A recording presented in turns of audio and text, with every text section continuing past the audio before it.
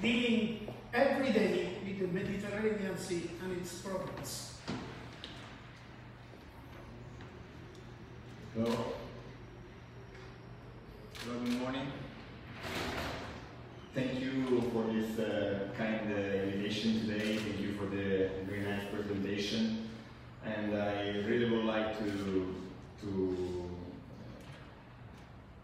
tell all the people that have been involved in the Restoration Week that this kind of interaction between our country and the experts coming from all around the world is fundamental for us and is giving more strength to the Italian cultural heritage system. So ladies and gentlemen, good afternoon.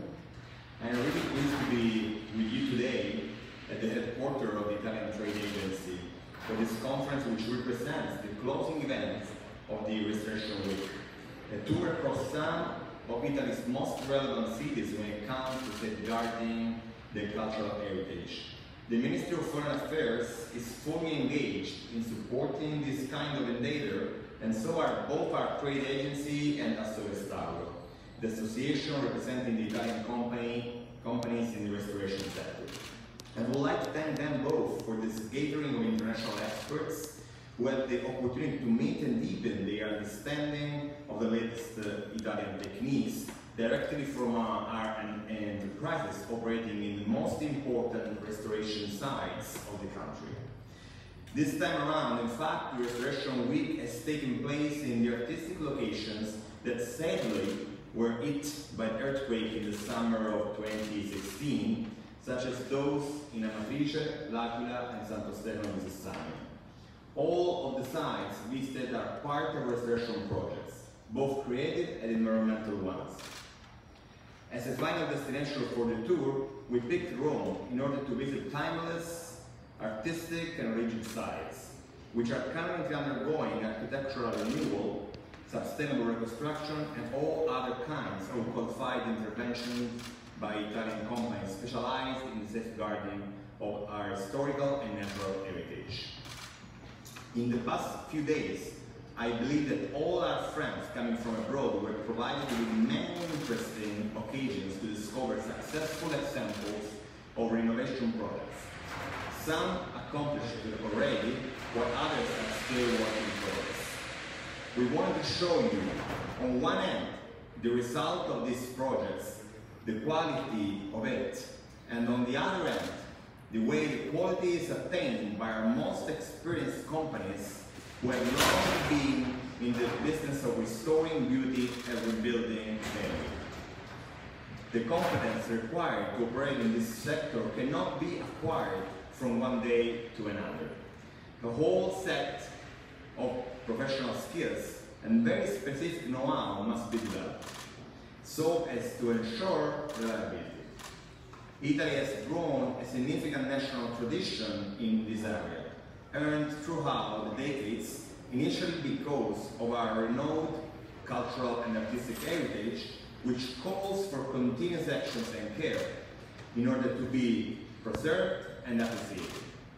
Such experience has started then to go to the benefit of other countries, where the Made in Italy is supported in terms of expertise and proficiency to get a very skillful job done. This was the case for a number of international projects successfully completed by Italian companies the last few years. From Russia, where they restored the door of Peter the Great in St. Petersburg, to the Turkish mosque of Sheikh Suleiman in Istanbul, to further beyond in the Middle East, in South America, and everywhere ancient beauty is awaiting restoration. To this end, the Italian Trade Agency and Restauro have joined forces with UNESCO as well by means of workshops on the conservation processes of archaeological sites, the upgrading of urban centers, and the latest technological advancement currently being applied in the field, such as sustainable restoration, an exercise for which Italy is renowned around the globe. I am confident that thanks to direct contacts between professionals in this area, visit to building sites, observation of innovative working methods, and options sharing, we laid the foundation for a path leading to new partnerships for international projects in those markets where the architectonical, artistic, and urban landscape represents an invaluable source of cultural development as well as economic growth. This is a win-win strategy for all state parties involved, for their enterprises and their people. With the proficient services rendered by Italian companies, partner countries can take pride, each one in its own national treasures, while their citizens may enjoy their cultural to the fullest as they live surrounded by it. In so doing, an economic-driven driver becomes a means of cultural cooperation and vice versa.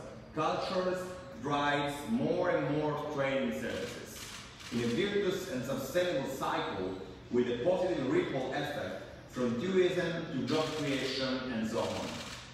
Hence, the reason for the interest and commitment we are taking at the Foreign Affairs Ministry is in integrating the cultural factor within our trade promotion efforts.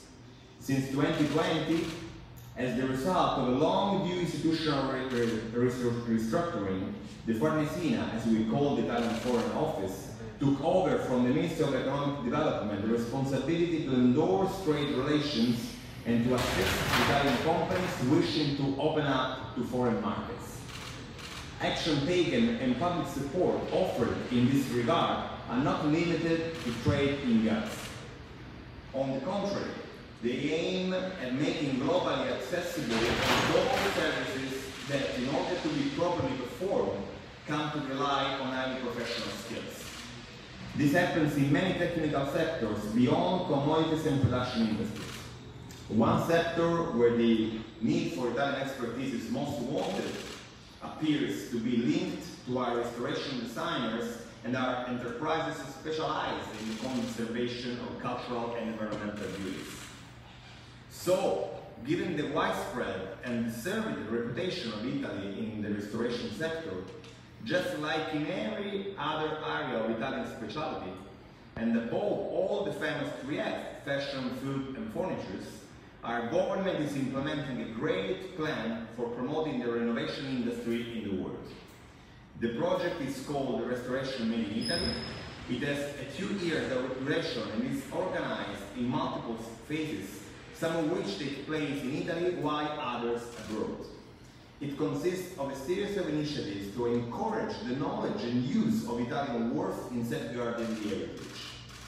To achieve this goal, national companies are given support in their paths to internationalization so they may buy the services they offer in foreign markets and not lose any opportunity that should arise. On the one hand, from Italian key qualifications, and on the other hand, because of the ever-growing cultural demand around the world.